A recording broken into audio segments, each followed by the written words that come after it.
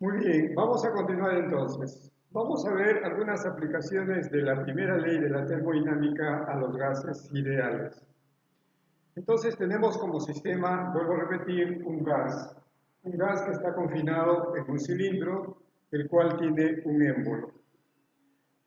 Si nos imaginamos de que este émbolo es móvil y que el medio ambiente, en el exterior hay una presión, por ejemplo la presión de la atmósfera, esta presión de la atmósfera actuará con una fuerza en esa dirección, sobre el émbolo. Muy bien, entonces, si nosotros deseamos que nuestro sistema realice trabajo, tenemos que cederle calor. El calor, entonces, que va a recibir el sistema lo podemos simbolizar por la letra Q. Muy bien, el sistema realiza trabajo y lo hace de tal manera de que la presión es constante. Cuando eso sucede, significa de que el trabajo o de que el sistema, ¿sí?, va a mantener su presión constante cuando se realice la expansión, es decir, cuando cambie su volumen de un volumen 1 a un volumen 2. De tal manera que si se encontró en este estado, el proceso a presión constante lo podemos simbolizar como una línea horizontal. Así, de esa manera. A este proceso se le llama proceso isobárico y el trabajo que realiza el sistema viene dado por esta área. Y eso se comprueba de la definición de trabajo. La cantidad de trabajo que realiza el sistema entonces es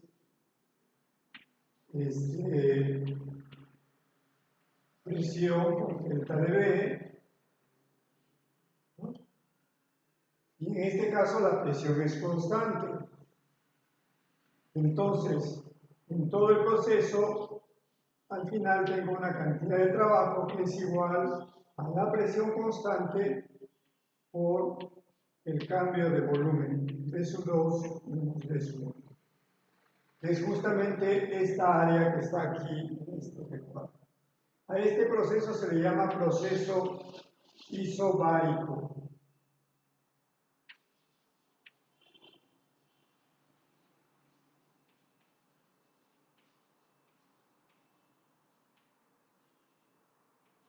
Muy bien, pero no es el único proceso que se podría realizar. También tenemos procesos, un proceso muy particular es este. El sistema tiene una presión P y su presión P aumenta, pero sin variar para nada su volumen. Entonces, en este caso, pasa de una presión P sub 1 a una presión P sub 2. Y aquí, como es evidente, el trabajo hemos dicho que es 0. Este proceso se llama proceso isócoro.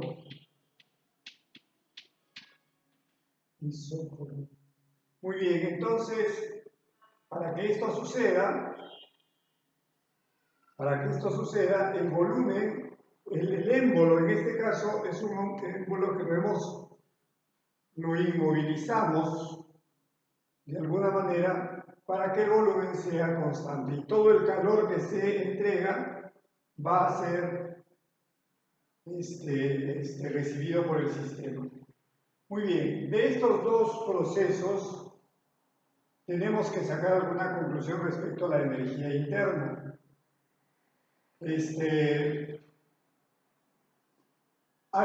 En este proceso, por ejemplo, isobárico, hay trabajo y hay calor.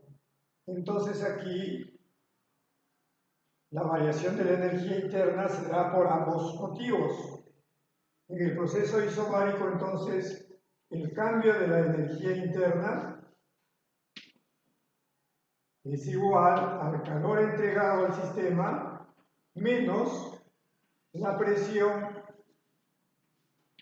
por la variación de volumen. Este es en el proceso isobárico. En el proceso isócoro, el sistema realiza calor, perdón, el sistema recibe calor, pero no realiza trabajo. Entonces, eso quiere decir que el cambio de la energía interna es igual al calor recibido por el sistema. Esta situación, entonces, corresponde al proceso isócoro.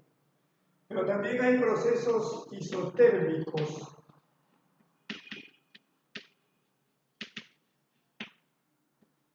En el proceso isotérmico, la temperatura es constante. T es constante. La temperatura no cambia, pero el sistema puede, en este caso, tiene que recibir calor, va a realizar trabajo. En el caso de los gases ideales, esto es muy interesante porque los gases ideales tienen un comportamiento definido por la ecuación de estado. Entonces, en este proceso isotérmico,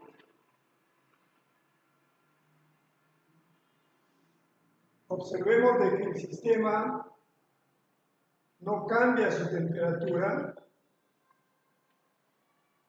pasa de un estado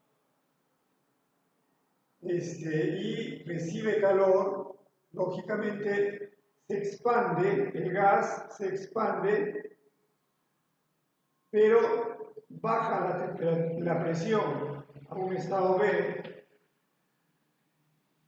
y este proceso, si es a temperatura constante, tiene este comportamiento.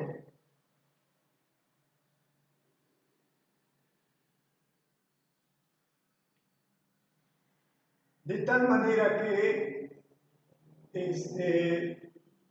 la temperatura se mantenga constante. Para calcular esta área, hemos dicho, se hace uso de la definición de trabajo de manera diferencial. Hay que recordar, eso sí, que la ecuación de estado me dice que presión por volumen es nRT.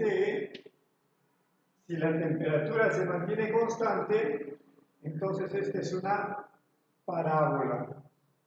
Todo esto es una constante y es una parábola. Ahora bien, la teoría cinética de los gases determina que la temperatura de los gases ideales, la temperatura es directamente proporcional a la energía interna. ¿Eso qué significa? De que si la temperatura cambia en un gas ideal, la energía interna de ese gas cambia. Pero en este caso, si la temperatura no cambia, eso quiere decir que la energía interna se mantiene constante. Por lo tanto, aquí no hay variación de energía interna. No hay variación de energía interna y se debe cumplir de que el calor entregado al sistema es igual al trabajo realizado por el sistema. Muy bien, tenemos entonces ahí los tres procesos más conocidos que dan como resultado lo que acabamos de ver, aplicando la primera ley de la termodinámica. Pero hay dos procesos que ustedes lo van a estudiar ya más adelante, cuando lleven el curso, y estos procesos son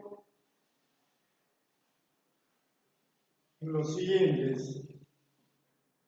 Hay un proceso que se denomina proceso adiabático.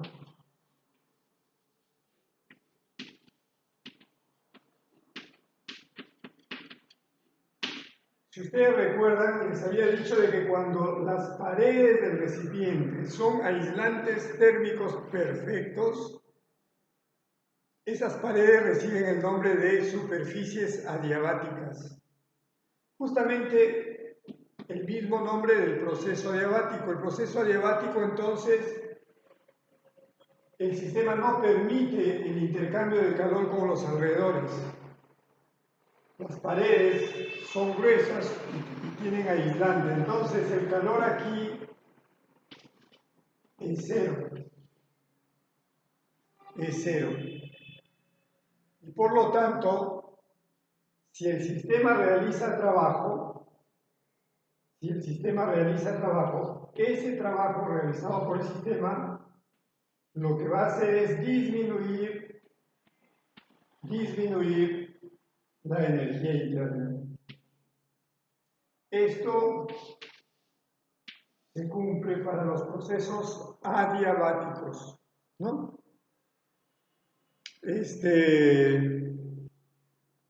Otro proceso importante, muy importante en la ley de la termodinámica, es el llamado procesos cíclicos. Cíclicos, ya ustedes se pueden dar cuenta, cíclico es porque se repite o se regresa a su misma situación inicial. Entonces, un proceso cíclico lo podemos simbolizar en un diagrama PV de que el sistema, estando en un estado inicial A, pasa por muchos estados de equilibrio, pero regresa a su estado original. Ese es un proceso cíclico. Regresa a su estado original. Entonces, si el sistema regresa a su estado original, quiere decir que la energía interna no cambia.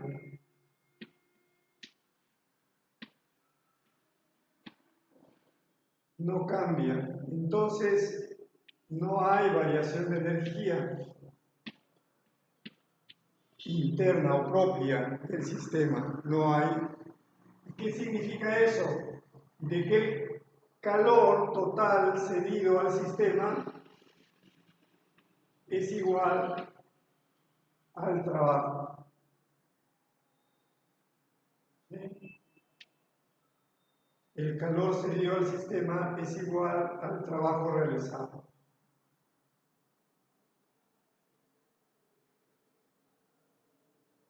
Perdón, acá hay una... Quiero corregir aquí. ¿Sí?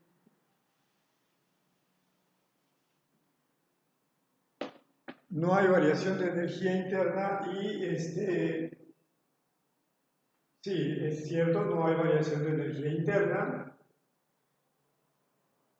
El sistema entonces realiza este trabajo y recibe o cede calor. Ya, entonces hay un calor que es igual al trabajo.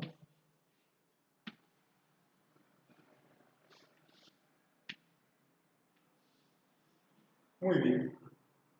Listo, entonces con eso ya estamos completando la parte de la primera ley de la termodinámica.